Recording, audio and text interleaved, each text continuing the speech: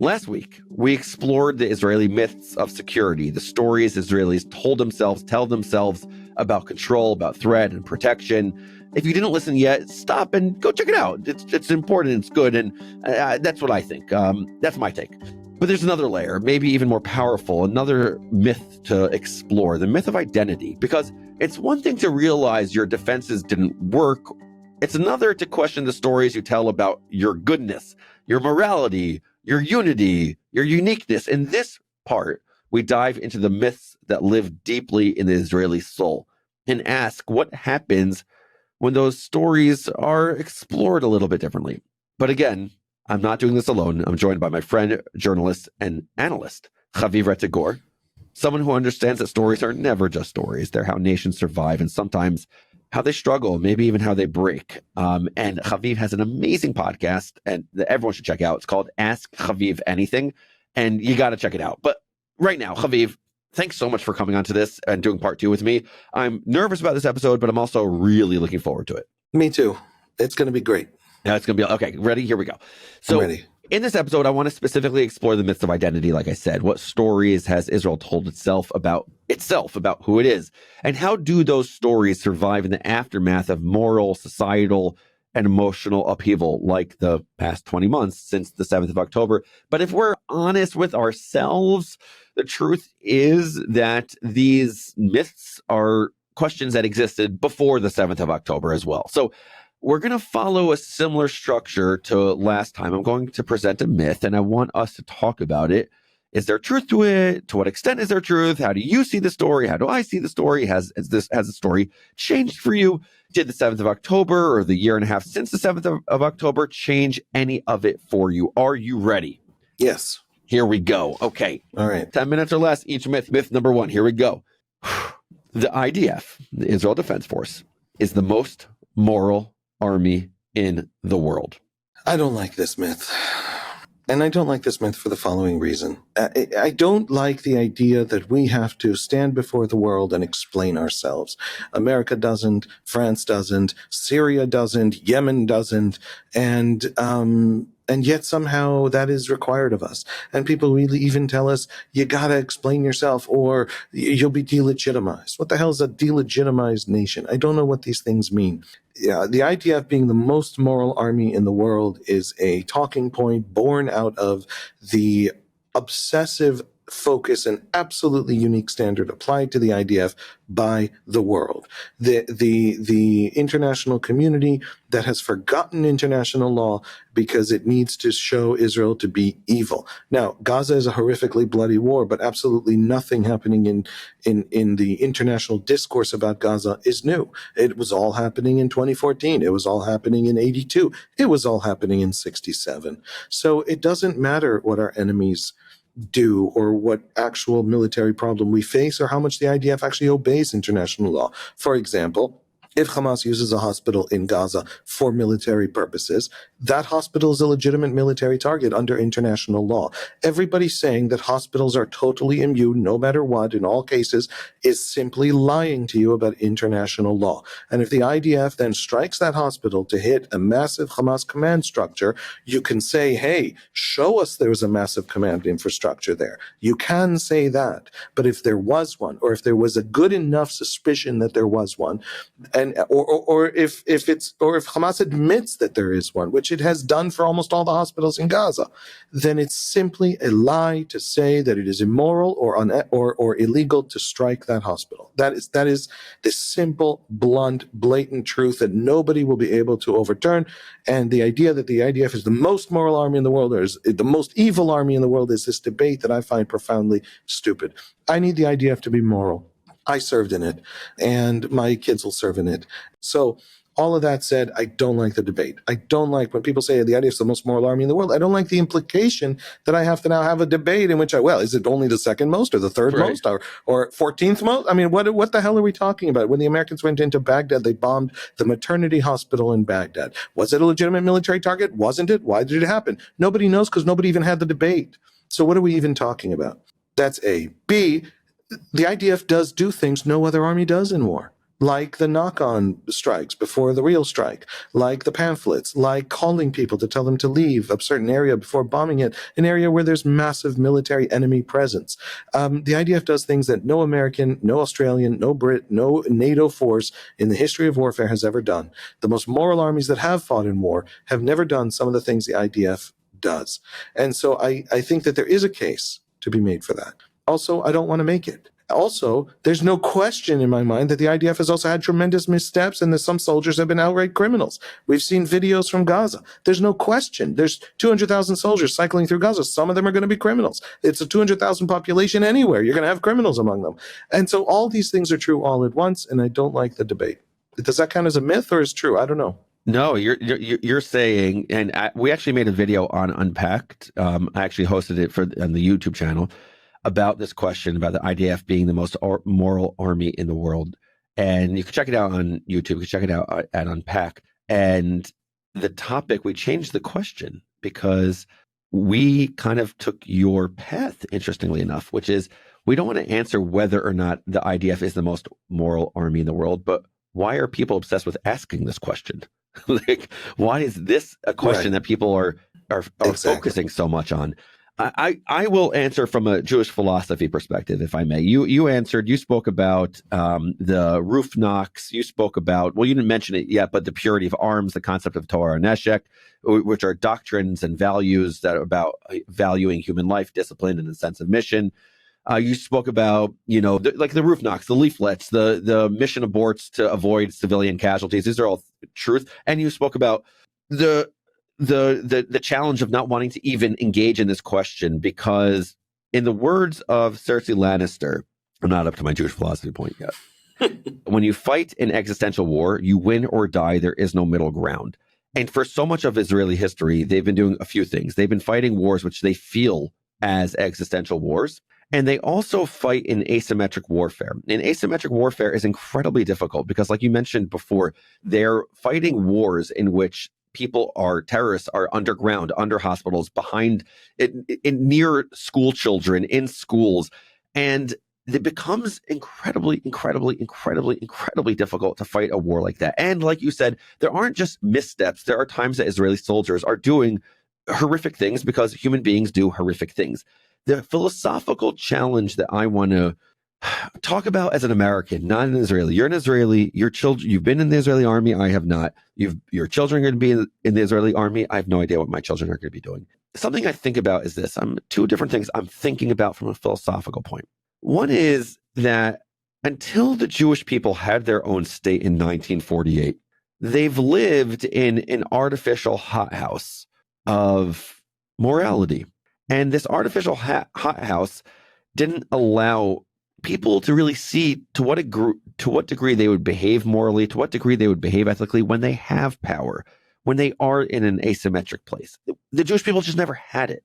And now that the Jewish people have their own army, now that the Jewish people have their own state, now that the Jewish people have their own government, it's a challenge. It's a challenge to how they want to, and to what extent they want to implement Jewish ideas, Jewish values. And Jewish values, it's a complicated term because in Sanhedrin 72a, it talks about in Bal Lahargacha Shkem Largo. If someone comes to kill you, you get up and you arise early and you attack them first. Is that moral? Is that ethical? This is part of the Jewish story.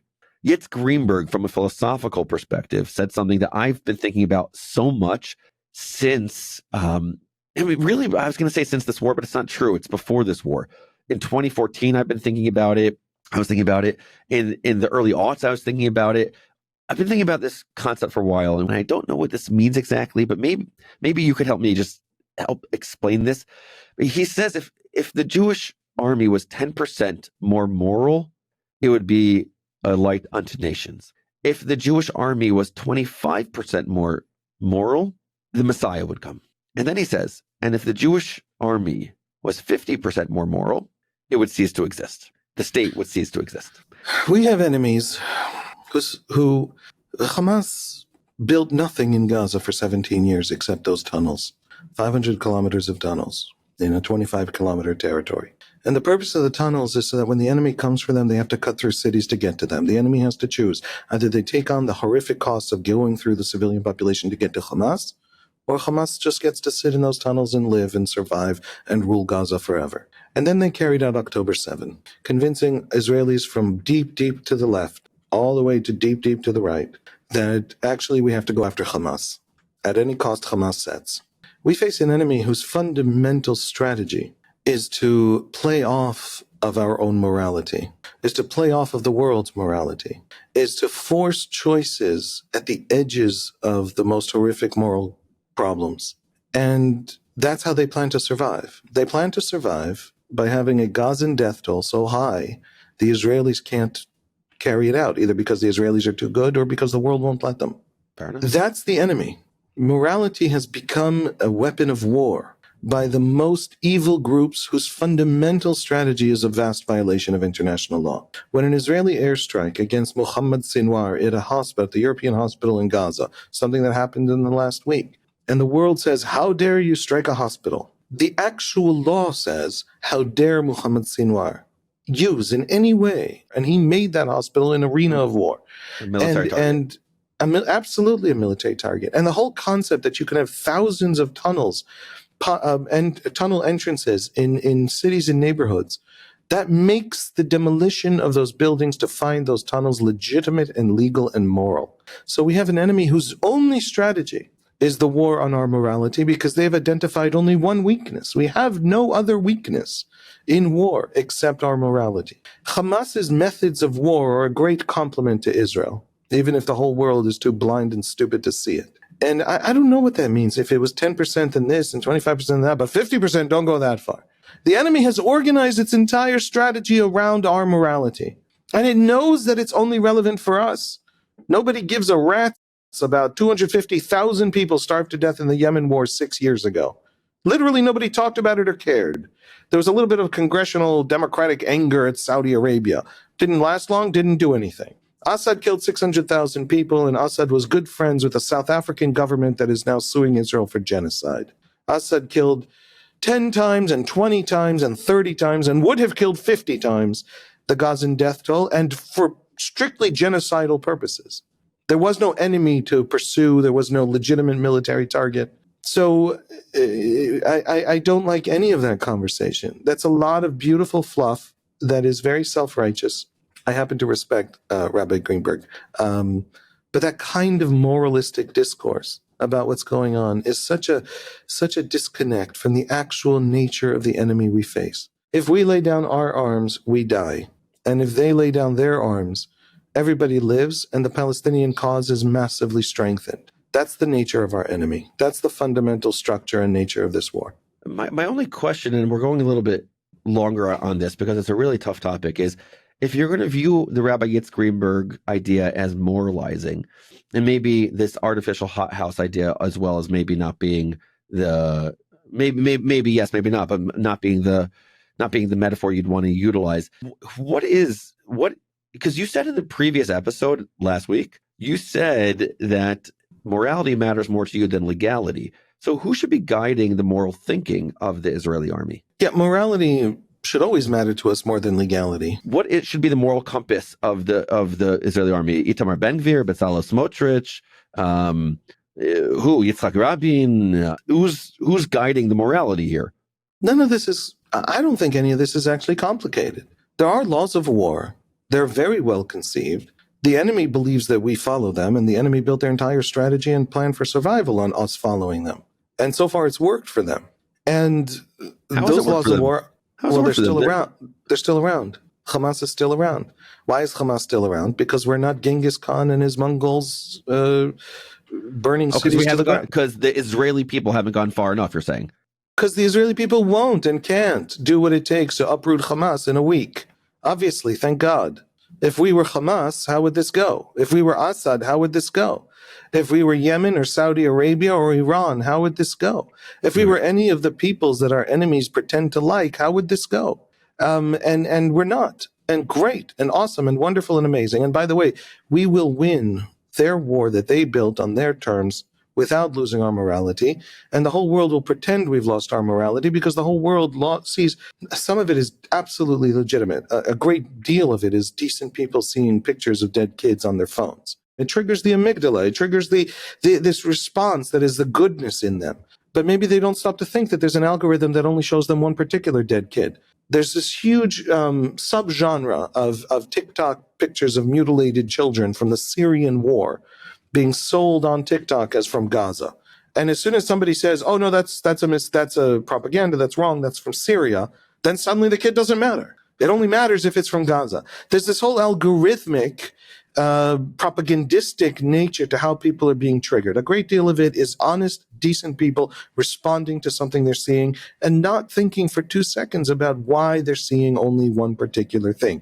We are in conflicts right now in Sudan. There are 10 times the death toll, and it's horrific, and it's genocidal, and it's vile, and it's evil, and it's being fought with allies of the United States and with weapons of the West. And nobody cares. Nobody's talking about it. Nobody even knows about it. And so, I don't really trust the West's morality. And I definitely don't believe that there's morality in any of the societies around us on these questions. We are demanded to meet a standard that nobody else sets even for themselves. And yet, we need to meet that standard, not because it's their standard, but because it's our standard. And we will still win with that standard. And the fact is that a lot of decent, good people are going off to fight because they know the IDF is moral. And if they thought the IDF was not moral, they wouldn't go off to fight. So all of these questions all put together mean that we have to be moral. So all these things all fit together. We have to be moral. We will be moral. We will fight morally. Jesus, don't lecture us. Don't lecture us. That's such a silly thing. Explain to me how to destroy Hamas. Don't tell me if you're 10% more moral or 22% more moral or 37.5% more moral. How do I destroy Hamas? If you've got a thought on that, I'd really love to hear it. I'm not sure Benjamin Netanyahu knows. But unless you have that thought, what is this debate about? Actually, we have a moral compass. We know what our morality is. And it's written in Israeli law. I mean, when Israel is a signatory to Geneva, it's Israeli domestic law, this international law. And sometimes you find criminal soldiers and they have to be dealt with, and they are dealt with. I have an answer. I'm not a military strategist, but here's my answer to the question. Put aside military, I think that, yes, there's military aspects to it, but there's also we, the world, have to provide the Palestinian people with an alternative to Hamas that is viable and legitimate and credible and exciting, and where the Palestinian people can see another alternative to Hamas. And then what needs to happen is the Arab world, together with allies on the West, need to radically shift the educational approach in the authorities governed by Palestinians. It has to come from the people themselves. It cannot come from around the world, but the people themselves need help from the rest of the world in order to see something, to look towards something. They don't have anything. If you're the Palestinian people, you don't have anything on the other side of this that's exciting you, that's going to be like, oh, I could see what's on the other side. I could see the light at the end of the tunnel. They don't have that. And if the world could help incentivize that, and if the world could help provide and ensure that there is an educational system that is not as rabidly anti-Zionist, anti-Israel, anti-Jewish as it is, then I think that there's an alternative. I think it's possible. I really do. I agree. There was a religious leader, a Palestinian religious leader, Israeli Arab religious leader, named Muhammad Nimir Darwish, who in the 80s, who comes from the same radical Islamist sort of deep conservatism camp of Hamas, Muslim Brotherhood, and is the spiritual leader of the southern branch of the Islamic movement in Israel, and the political party that flows from his teachings and from his students is called Ra'am. And it recognizes Israel as a Jewish state, and it takes those religious ideas of piety and return to original Islam and all of that Hamas uses to turn into, to create an ideology of burning everything to the ground. It takes into a place of actually pacifism, peaceful coexistence, and recognition of the Jewish state. And so from within, and it's the biggest political party among Israeli Arabs. And so from within Palestinian Islam and from within conservative Palestinian Islam and the Hamas model, there's also the most legitimizing of Israel political movement in the Palestinian political world. Hmm. And so absolutely the answers are there. The Palestinians are going to have to solve this thing. They will have to. I'm not going to walk into Gaza and give them a different version of Islam to de-radicalize it. They can do it. But by the way, they actually can do it. It exists in their world, in their religious and political world. All these defenders of the Palestinians around the world who defend Hamas don't understand that their utter, total, and complete ignorance of Palestinians actually leads them to hurt Palestinians by defending the destroyers of the Palestinian political world and religious world. So, yes, there are solutions and there are ways out, but the idea that the IDF needs to be now held, the idea that we can have I really like your idea of the greenhouse or hot house, whatever It's it is. not my idea, but the idea that yeah. Jews were in a position where they were utterly and totally vulnerable, but morally pristine. That's a beautiful thing. And anti-Zionists today in America wish we were that again. Vulnerable, but morally pristine. Exactly. Except for the 20th freaking century. There are bureaucratic technologies and chemical technologies and warfighting technologies that fundamentally change the equation of vulnerable but morally pristine, because now you can be so vulnerable that you can be wiped out. And it is no longer moral to remain vulnerable and morally pristine. And the Jews who still pretend to be anti-Zionist because it is just ignorance are Jews who have not had the experience of vulnerability. They are Jews in America who have been safe for 5 generations. And so, yes, absolutely, that's the challenge. We now have to enter a world of power, and power means moral compromises.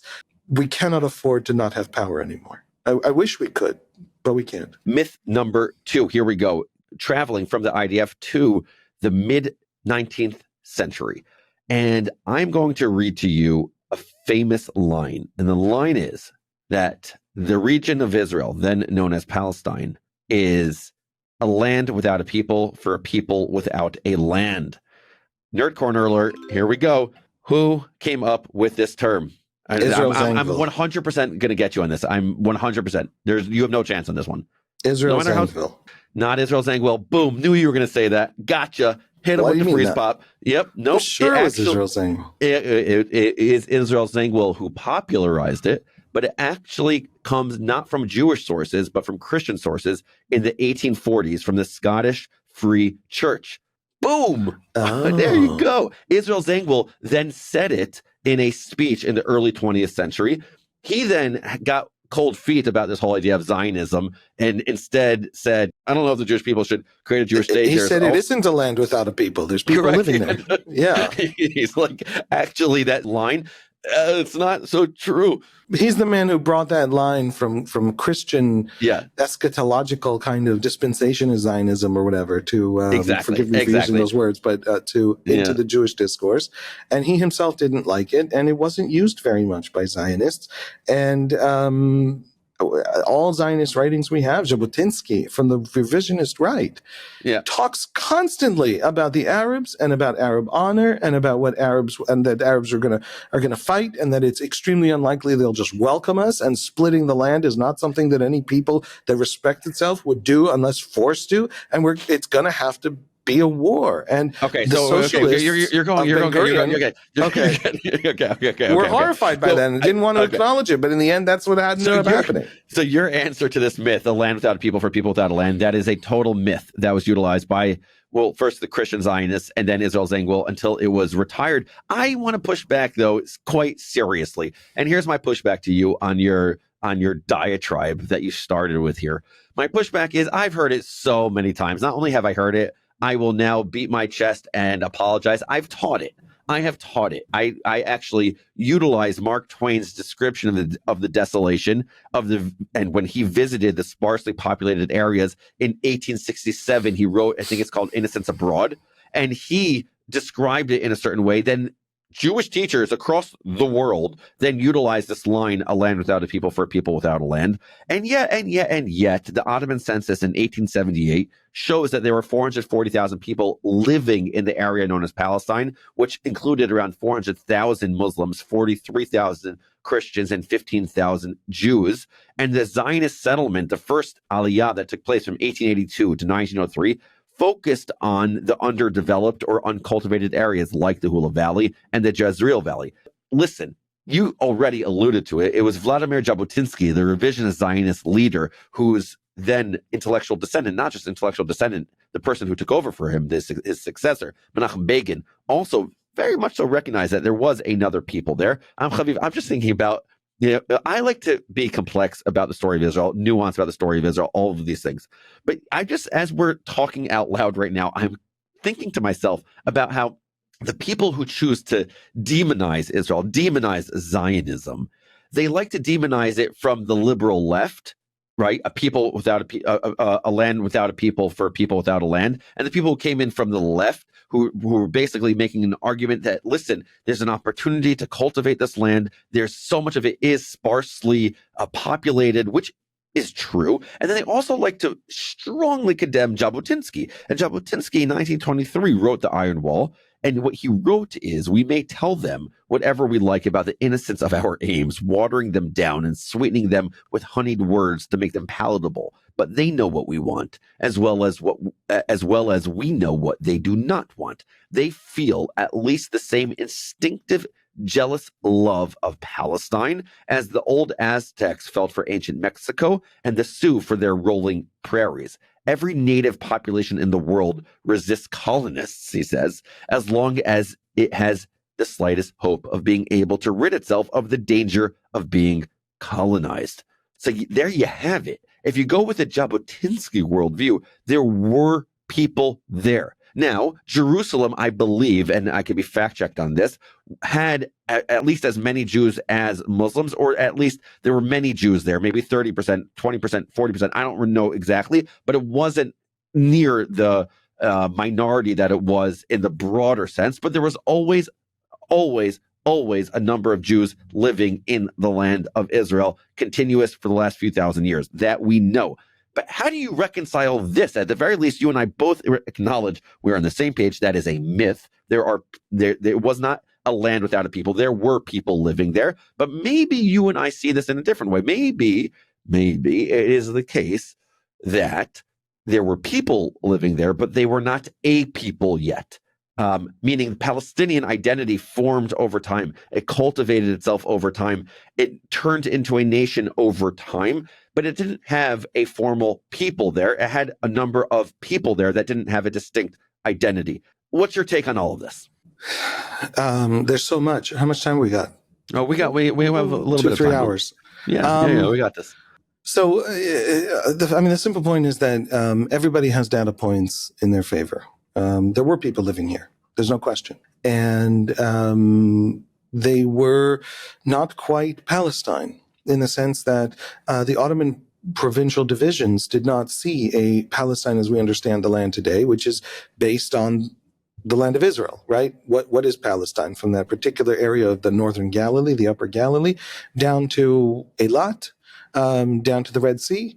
That is not something that the Ottomans and the people living in the land who thought of themselves as Ottomans saw and thought was a single coherent land.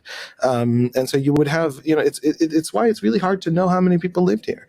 You said 400,000 in 1878, but it might have been 300,000. We would have no way of really, truly, these are estimates, and the census is fine, but the census is piecing together a piece of what was then Beirut, right? Nablus, on the coast, what is today Netanya, that's not so far north. Would no longer have been part of this old Muslim version of Jund Palestine, of the Palestine region, which is essentially the corridor of Jerusalem to Jaffa, Jerusalem to modern day Tel Aviv. And the entire south is a different sanjak, or different piece of administrative district. The only organization and the only group in the land two groups that preserve the idea of the land as what we would know today as Israel, that shape of the land, were the Jews and the Christians. And Christian Arabs, in fact, the oldest extant institution in the land to this day is the Eastern Orthodox Patriarchate, which is Byzantine and still around. And the territory that demarcates the Byzantine Patriarchate is the land itself. Now, where did the Byzantine Christian Church get this idea of what the Holy Land is? from the Jews. And so there is a Muslim version of Palestine, which is essentially what is today Palestinian Palestine, and the Palestinian understanding of what Palestine is, that the Galilee and the Bedouin of the desert of the south are somehow the same people, is a function of the response to Zionism. And so when you have Jews coming in and talking about these people and looking at these people and discussing these people, they're not hearing from the locals that the locals are Palestinian. They're not hearing from the Bedouin of the South and the Christians of the Galilee together in some kind of unified whole that there's such a people. In 1860, in 1880, we begin to see serious, intense Palestinian discussion, at least in the elites. It trickles down slowly, but at least in the elites, in the 1910s, maybe the earliest among real ideologues, but they're the edges of society in the 1890s or the late 1890s. And then slowly, and always as a response to Jewish immigration, and always as a response to the sense of the land among the Jews. And so when people said there isn't a people there, it's exactly what you said. That's what they're talking about. And it was genuine. It's totally authentic. They don't think they're lying. And they're not blind and they're not deaf. And nobody in the past is dumber than we great, brilliant people are today. Palestinian identity coalesces in response to the pressure of Jewish immigration. This is something that Palestinian scholars acknowledge, discuss, know. This is not, by the way, German identity coalesces in the 19th century in response to certain realities and pressures as well. This is, I'm not saying Palestinians therefore don't exist in the sense that a German people exist, a Palestinian people exist. But it's clearly that. And so a discourse comes from a real, honest, authentic place. There are people living here. They are disparate. They are many of the farmers who are afraid of being displaced. I once came across the diaries of a guy named Antebi. He's a Jew from Damascus who was buying land for Zionist organizations. He was a Zionist who didn't talk about himself as a Zionist. He wants to build Jewish settlements, but he doesn't quite want Jewish statehood because he still thinks of this as fundamentally Ottoman territory. He doesn't think that's changeable. Nevertheless, he speaks to a lot of farmers and a lot of the falahin, the peasantry, which is most of the population is rural peasantry. And they don't own their lands. There are a lot of these distant landowners sitting in Damascus that the Zionists actually buy the land from. Most of the land they buy, you reference this, is land that is unworkable, agriculturable. I don't know these terms. I apologize. That's the word. I once volunteered on kibbutz for a couple of months, nothing more. But the sense that the land is open and can be taken. The Jews who are also driving the Zionist enterprise are Jews thinking that Europe is going to collapse in catastrophe and millions of Jews will need a home. And they talk in those terms. Ben Gurion talks in those terms. And so the idea that there's 300,000, 400,000 peasants of very different identities and very different cultures living in different sections that are governed by different governorates, and therefore this is a people that cannot be displaced because it's colonization that will then displace a people, just doesn't make sense to them. It's not the reality of the 1880s. It just isn't what is happening in the 1880s. And so all these things are true all at once. And also, as soon as Zionists land here and look at the place and think about it and talk about it and strategize seriously, they know there's a land. And they begin to have very close interactions with the urban elites, the ayun, which means eyes in Arabic, but it refers to the great families who are the urban elites, the Nashashibis and the Khalidis and the Husseinis and all these famous names of Palestinian elites.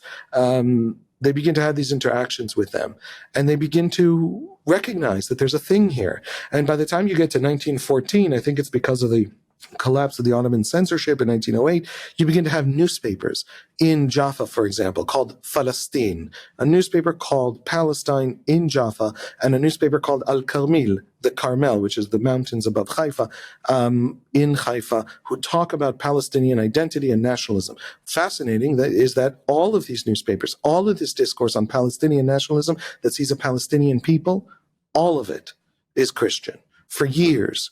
Now, one last sentence. The Muslim identification of Palestine with Palestine as this nation, as this, is not born in nationalism and is not born in a resistance to, a displacement in some fundamental sort of Western moral sense. It's born in a debate among theologians of Islam about Islamic weakness and about how we can no longer ignore that Islam is weak because the European empires are carving up our territories. And Islam cannot be weak because that means Islam isn't true. And so Islam must find its strength again. And so it must resist Zionism and overcome Zionism. And that's why Hamas is both Palestinian, but also not at all Palestinian. It's absolutely a pan-Islamic movement that is willing to destroy Palestine on the altar of overcoming the Jews for the rescue of all of Islam and the restoration of Islam to its rightful place in history. And that's an old idea. That's Haj Amin al-Husseini. He would not compromise on two states back in the 30s. Because Islam was at stake. That's Izzeddin al-Qassam. That's a lot of the people who turned this conflict very violent in the 20s and 30s. When the first major pogrom against Jews is organized in 1920, and then again the big one in 1929, those are about religion. Those are about Islam. They're not about Palestinian identity and nationalism and colonialism and all that stuff. So there are at least 6 different trends and tracks all happening all at once, all layered on top of each other. No serious Zionists for any amount of time seriously thought that there's no people here, except at the very beginning when they came and the people here told them there's no people here. And they quickly coalesced into something much, much more coherent, much, much more people. They took it from Christian Palestinians, this idea of what the land looks like, which is, of course, originally a Jewish idea of what the land is. And they became a people in a coherent, serious way that we have to acknowledge. So everything is true. All the things are true all at once. So here's what we did. We just did a few myths. They were a lot of fun to explore. And what I keep thinking about is this idea that the power of the myth to hold us together, the power of the myth to unify, and the power of the myth to guide.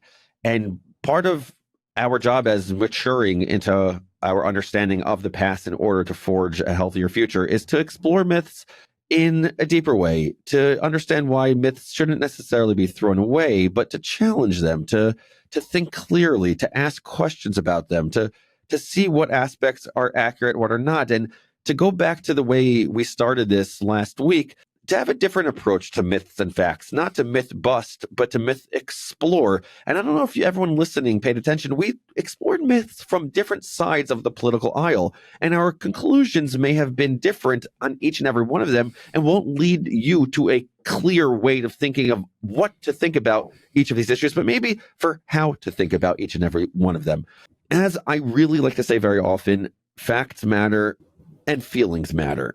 Logic matters and stories matter. Facts don't care about your feelings. Yes, we've heard that often, but feelings don't really care about your facts very often either. And that's complicated when it comes to storytelling. It's complicated when it comes to history sharing. It's complicated when it comes to identity forming. But it's true. Facts don't care about your feelings. Feelings don't care about your facts. And then we combine both of those together and we forge our own identity as a result of all of this. I would love to hear from you listening. Yes, you listening. Which myths do you want us to explore some more? Because I really think this is important. To explore myths, not to bust myths. We live in a new era. Haviv, thank you so much for joining me. Thank you so much for joining Unpacking Israeli History. Thank you for exploring with me. It's really been so interesting, thought-provoking. And though it's, of course, deeply serious, it's always fun with you. We always have a good time. And I love having you on this show. So thank you so much for joining us. Thank you, Noam. It was wonderful. Thanks. Unpacking Israeli History is a production of Unpacked and OpenDor Media brand. Subscribe wherever you're listening to the pod and follow Unpacked on all the regular social media channels. Just search at Unpacked Media. It's all there. And of course, search Unpacking Israeli History and really check out Ask Haviv Anything. It's awesome. Ask Haviv Anything. It's great. This episode was produced by Rivki Stern. Our amazing guest is Haviv Rettig, and our team for this episode includes Alex Harris, Adi Albaz, and Rob Pera. I'm your host, Noam Weissman. Thanks for listening. See you next week.